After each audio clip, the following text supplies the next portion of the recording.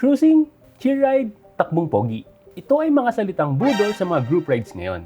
Ilang beses na tayong naloko sa ganitong aya na kadalasan, imbes na chill ride lang, nauuwi sa ratratan. Iba naman talaga kasi ang thrill na nabibigay ng hatak ng motor at tama ng hangin.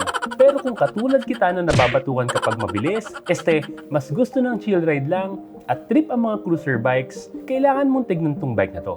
What we have here is an entry-level cruiser bike na pwedeng-pwede na pang chill ride, sobrang gwapo tignan, at sobrang tibay na bike coming from a very reliable brand.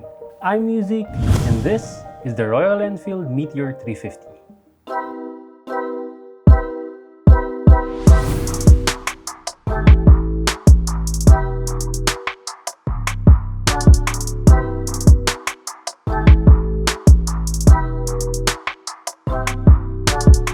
Good day guys! Welcome back to my channel. So before we start this review, maraming salamat kay Sir Miko Clemente and Sir Jesus Del Rosario of Royal Enfield, Quezon City for allowing us to test this bike, kay Sir Alvin for helping us out on some details of the bike, and kay Kuis Drew for giving us his insights for this bike. In this video, we're going to review this great looking cruiser bike from Royal Enfield, the Meteor 350. And as usual, we're going to run this bike through the different categories that we use to rate each bike with insights straight from the owner. And just a disclaimer, these ratings are based on my personal view and you may have a different one.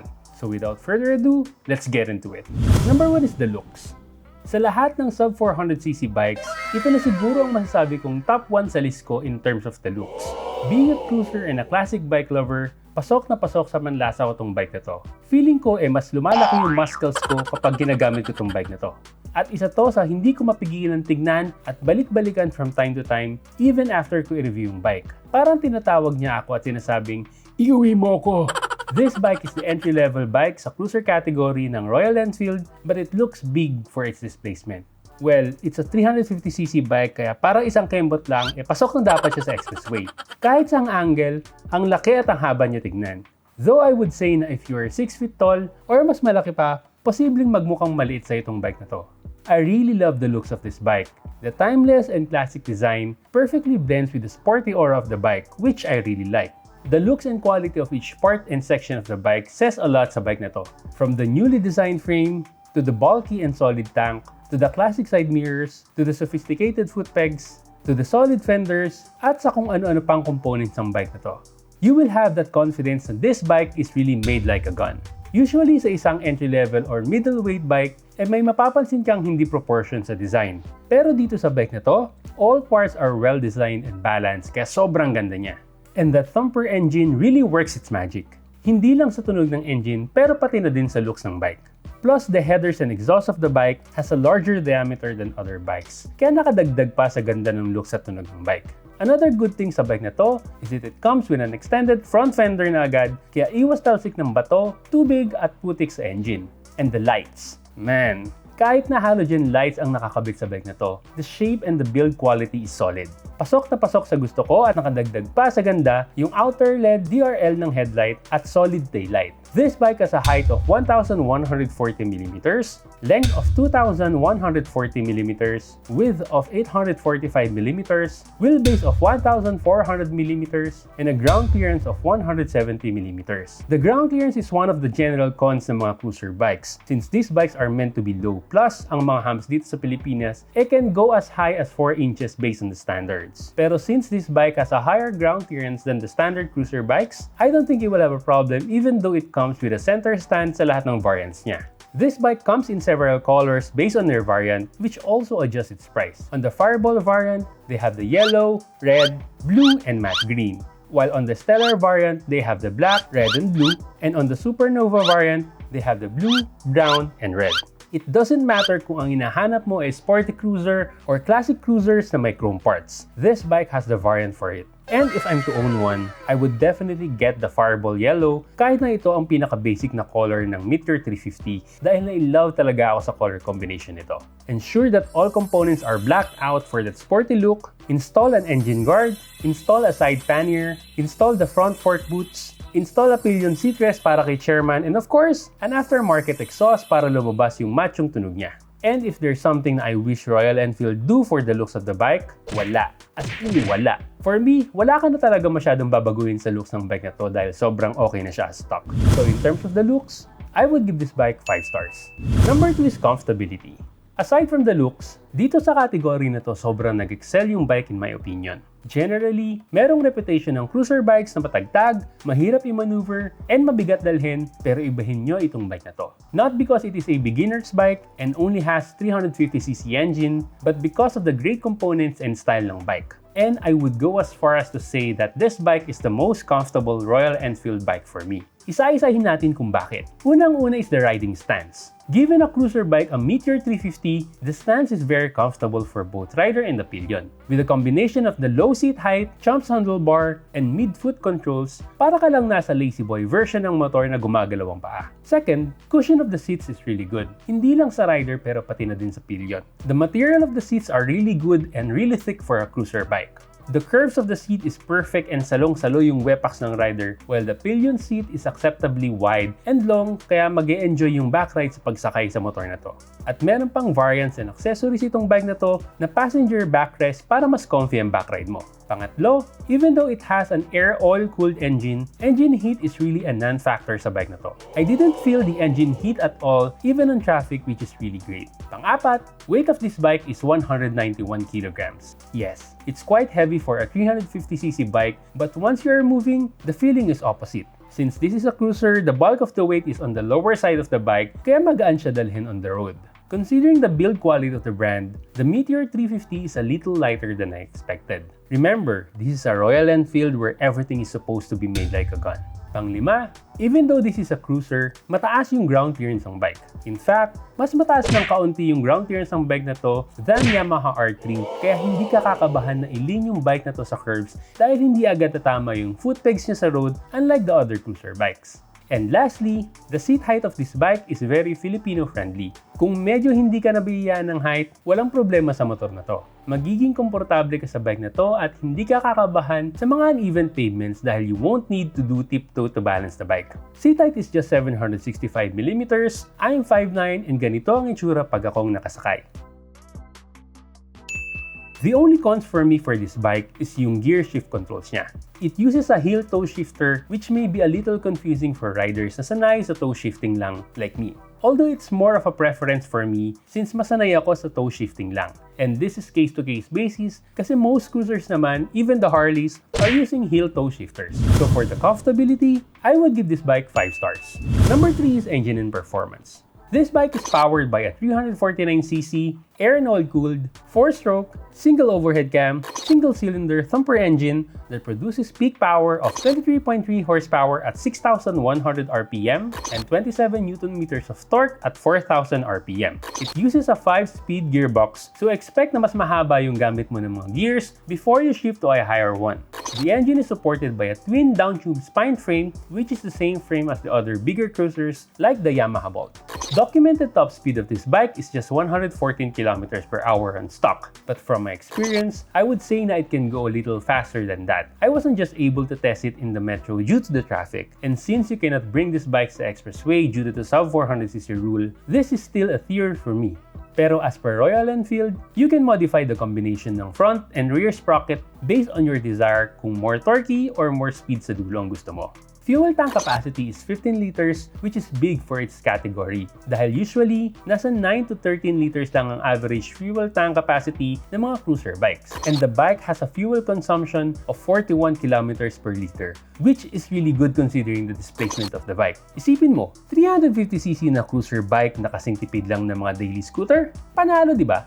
Front tire has a size of 100 by 90 by 19, while the rear has a size of 140 by 70 by 17. Stock tires are tubeless Fiat Zoom Plus, which is really good na. Usually, nilalaparan talaga ng mga owners yung mga cruiser bikes nila to look more bulky, and I believe the recommended maximum width of tires na pwedeng ilagay dito is 150. Though if you really intend to put wider tires, you may need to go to a custom shop to adjust the swing arm para magkasya yung size ng tire na gusto mo. It is equipped with 300mm single disc brake with 2-piston floating calipers at the front and a 270mm single disc single piston caliper at the rear. What's good about this bike is that it is equipped with a dual-channel ABS. This is something that I hope Royal Enfield will be able to improve in the future, since the bike is actually heavier than other bigger displacements bike such as Yamaha MT-07 and MT-09. Having a dual disc brake at the front gives better braking power and confidence to rider. It is also equipped with a 41mm telescopic forks at the front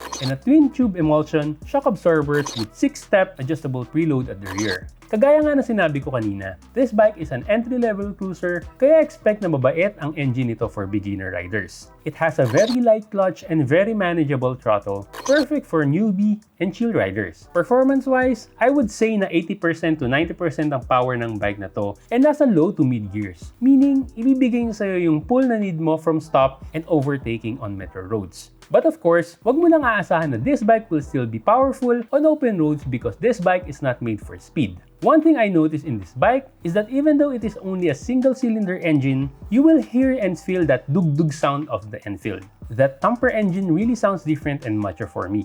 And to give you an idea, here's the sound of the stock exhaust.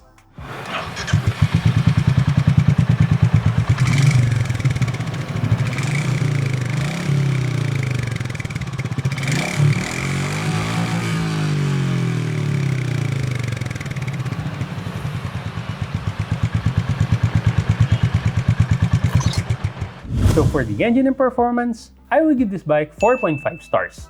Number 4 is the tech. Being a classic cruiser bike, the Meteor 350 has a fair range of tech features. Well, hindi naman natin pwedeng expect na a classic cruiser bike will have ride modes or a TFT display panel. For me, this bike contains the most basic and useful techs that we can have sa isang classic bike. To start, this bike is already equipped with an EFI and dual ABS, kaya mas less worry yung mga owners for maintenance and emergency braking. It also has an analog panel that displays the speedometer and an LCD section in the middle that displays the fuel gauge, time, gear, odometer, and trip meters. The panel at the bottom section also shows the neutral indicator, low battery indicator, ABS indicator, check engine indicator, and low fuel indicator. This bike also comes with a classic round headlight that has a LED DRL ring light, LED taillight, and halogen turn signal lights. Royal Enfield also stayed true with their classic design on the switches, as we can see on the light and engine start switches. And I would say that these switches are well built and easy to use. Another good thing that Royal Enfield added to this bike is the USB socket sa may ilalim ng left handlebar na very useful these days. Initially, when this bike was released, it comes with a second display panel sa right side ng main panel, called the Royal Enfield Tripper. And it is intended to be connected to the Royal Enfield app on your phone and be used as a navigation guide using Google Maps. It will show the next turn direction and distance until your next turn. Pero from what I heard, it only works in India and Metro Manila. Once you go outside these areas, navigation won't work and it will just display time. And because of this, Royal Enfield decided to remove this feature on the current and future Meteor 350 models na ilalabas dito sa Pilipinas, which is a little bummer for me. So for the tech, I will give this bike 4 stars. Number 5 is reliability.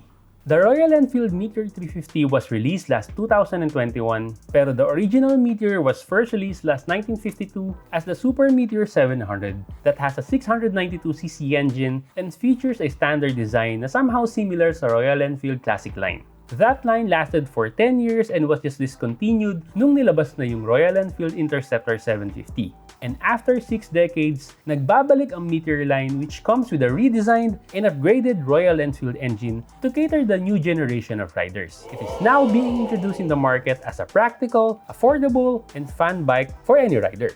The upgraded design of the engine gives the bike high RPM boost but low vibration, which makes it comfortable to ride even on high speeds. And even the engine frame of this bike. It is designed to be more efficient and more comfortable to use in city and long rides. This means that Royal Enfield combined their solid, reliable, and quality engine with new features for the riders. The new engine has a bigger bore and shorter stroke, and the cam gears have been replaced with a timing chain, which results to less noise and more efficient valve timings. The chain main primary drive has been replaced with a gear primary drive, which reduces transmission losses, and the primary balancer shaft reduces vibrations on the engine. If you're just going to rate the reliability of the Royal Enfield brand, I would definitely give it 5 stars because they have been giving us solid and quality bikes for more than a century. But we need to give ratings per bike. And because the Meteor 350 has an upgraded engine and was just released 2 years ago, I would need it to survive the test of time to have a solid justification of the top rating for reliability. So for the reliability, I will give this bike 4.5 stars. Number 6 is maintenance and accessories. In terms of the maintenance, the recommended service interval sa bike na to, as per Royal Enfield, is 500 kilometers to 1,000 kilometers for the first PMS. And then doing the PMS every after 3 months or 3,000 kilometers, whichever comes first for optimal engine performance. Pero you can actually set it at 6 months or 5,000 kilometers if you want to maximize the interval. Oil capacity of this bike is just 1.7 liters. Considering na it's just a single-cylinder engine, matipid sa oil consumption itong bike na to every PMS. And according to the fleet of owners and mechanics that I talked to, wala namang known issues ang bike so far. So wala kang aalalahanin pagdating sa parts or components na need i-watch out per maintenance ng bike na to. This bike is great from stock, from the looks to the performance of the engine. Currently, Royal Enfield only has 7 showrooms in the Philippines. They have showrooms in Timog, Tiendesitas, Bacoor, Lipa, Baguio, Cebu, and CDO, which is being catered by Norman Ring. The challenge na I think owners will have for this bike is if you're living far from their showrooms, mas mahirap lang ang maintenance if you like to do it sa mga kasa. But one thing na I can say sa service ng Royal Enfield showrooms, they do have one of the best and neatest service areas in the market. And they even have a dedicated area for customers na nagpapaservice ng bikes na may view sa bike mo habang ginagawa.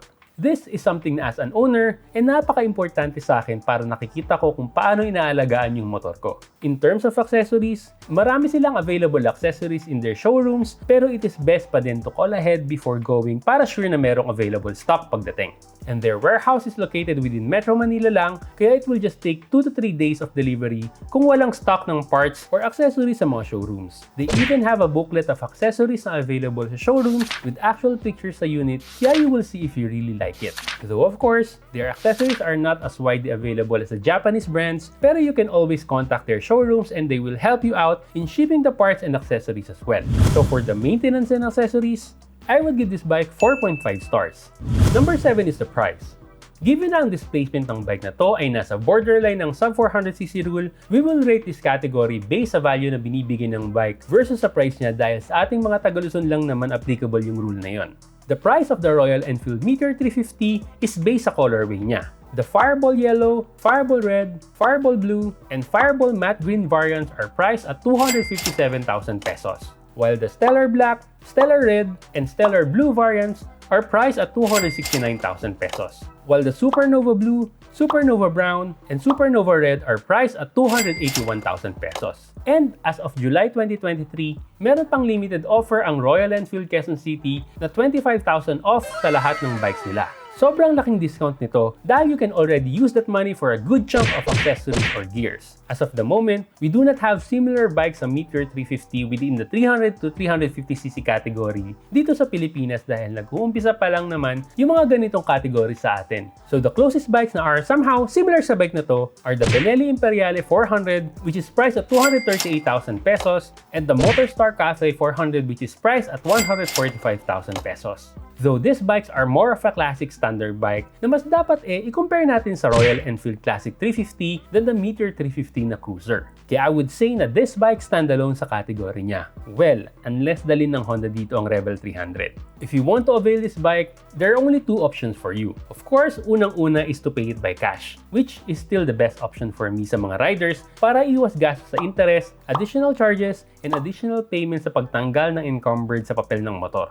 And second is through bank or their partner financial institutions. They don't have in-house financing, but Royal Enfield will be able to help you in reaching out sa mga banks and financial institutions if you need one. Here is a sample computation for YL financing to give you guys an idea of the cost breakdown sa bike na to.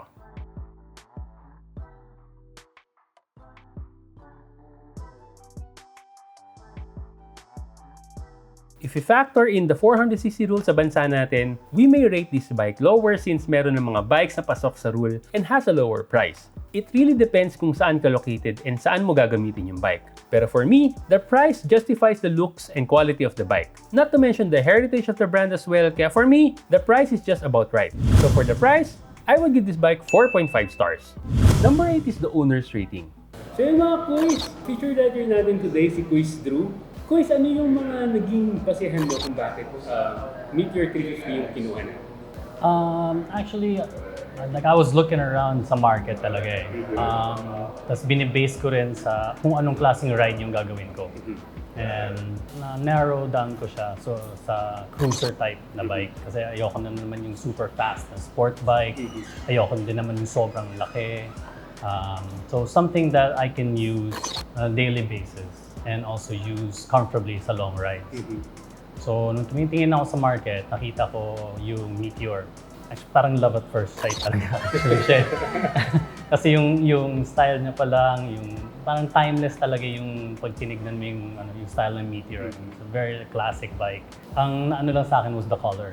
Yung sa current place na pinuntahan ko, hindi available yung matte black. So naghanap ako sa mga branches nila. Hanggang sa nakakita ako ng matte black and then doon ko na kinuha.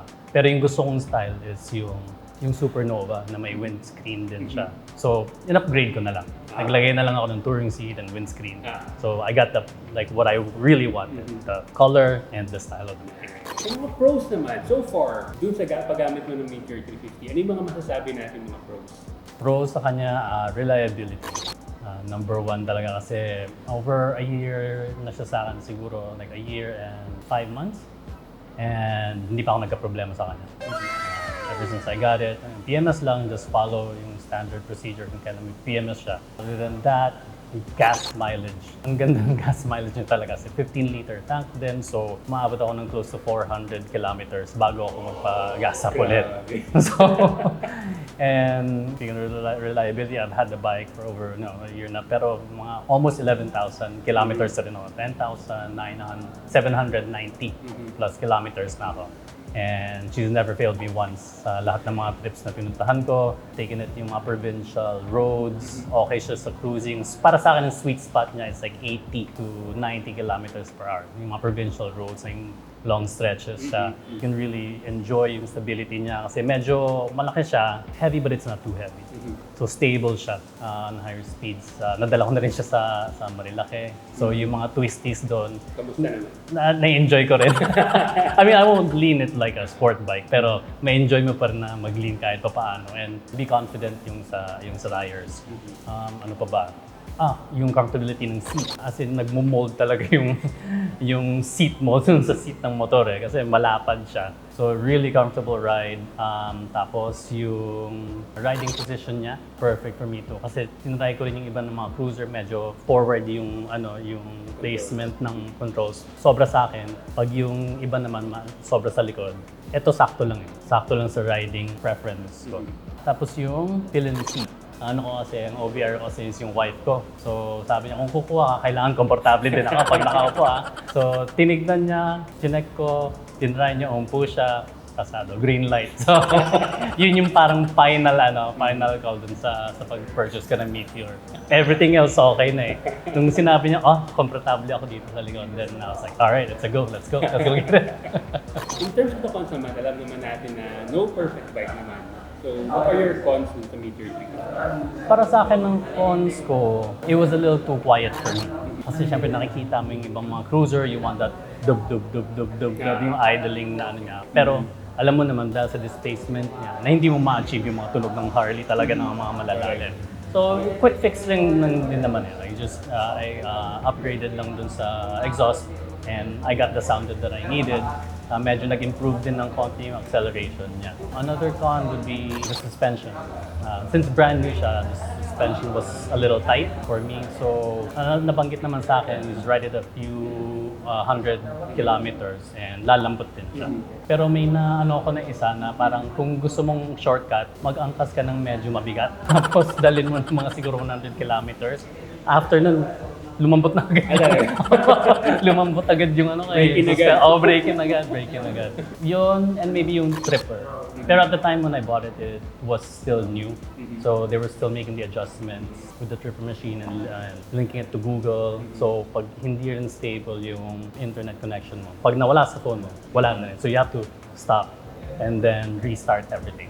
So yun naging ano na lang siya, medyo hassle. Pero most of the riders now, meron na sila yung phone mounted. Nandun na rin yung Waze or yung Google Maps. So it becomes like a really nice clock. So for the owner's rating, 1 to 5, 5 being the highest, how would you rate the bike? I'd say it's a 5. For me it's a 5. Since I would call myself like a beginner rider. Since nag-start din ako muna sa scooter, the last time I rode like a sport bike was like early 2000, so it was like almost 20 years ago na. So hindi ko na mako-compare compared to other riders that have different types of bikes that they couldn't compare to. For a beginner, I'd say it's a 5. Kasi hindi ka rin mabibigla sa acceleration niya eh. So, yung safety no, na pag magsa-start ka pa lang, okay siya. Tapos, dahil hindi mo naman kailangan ng sobrang bilis din. So, braking is also good with the Meteor. Okay din yung braking niya. Yeah, so 5. Almost 11,000 in less than a year and a half. So, gamit na gamit ko talaga. Sige, maraming salamat, sir. Okay, thank you. Thank you so much for that. So let's do a recap of the ratings we gave this bike. For the looks, we gave 5 stars. For the comfortability, we gave 5 stars. For the engine and performance, we gave 4.5 stars. For the tech, we gave 4 stars. For the reliability, we gave 4.5 stars. For the maintenance and accessories, we gave 4.5 stars. For the price, we gave 4.5 stars. And for the owner's rating, we have 5 stars. The Royal Enfield Meteor 350 is a basic bike at first glance. Pero once you experience riding this bike, you will see and feel the true value of this bike. A sexy, fun, comfortable, reliable, and practical bike. I would say na if you're a beginner to novice rider that would like to own a big bike na hindi ka bibiglain sa lakas, classic or cruiser type ang hanap, at gusto ng matibay na bike from a great brand, this bike is perfect for you. Nung bumalik ako sa pagmumotor, ito yung bike na pinupush sa akin ni Chairman na bilihin dahil nagandahan talaga siya sa bike na to. Pero since kailangan namin ng pasok sa expressway, nawala sa option namin to. Pero inaabangan talaga namin yung pagdating ng bigger brother nito, which is the Super Meteor 650. At yun yung bike na target kong bilihin once na i-release na dito sa Pilipinas. As per Royal Enfield, baka 2024 pa daw lumabas yung Super Meteor 650, kaya may oras pa tayo mag-ipon para doon. And of course, kung may natutunan kayo sa review nito, appreciate guys if you can like, share, and subscribe to my channel para updated kayo sa mga latest uploads ko. Thank you guys for watching this video, and see you again in our next vlog. This has been Neozeke signing off. Always remember, stay safe, ride safe, and God bless.